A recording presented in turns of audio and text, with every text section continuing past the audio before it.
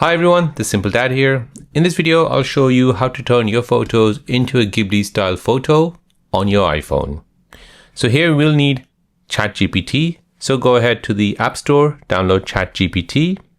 Once downloaded, go ahead and open the app. In the app, you want to go ahead and tap on the plus sign, tap Photos, go ahead and select a photo, and then tap on Add.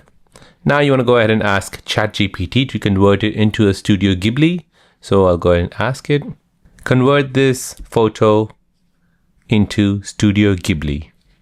Now just give it some time and it'll convert your photo into a Studio Ghibli style photo. And as you can see, it has now converted this photo into Studio Ghibli using Chatgpt.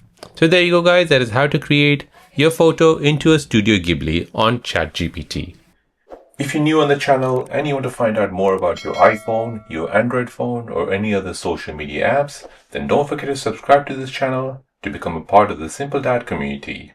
Hit the like button if you find this video useful.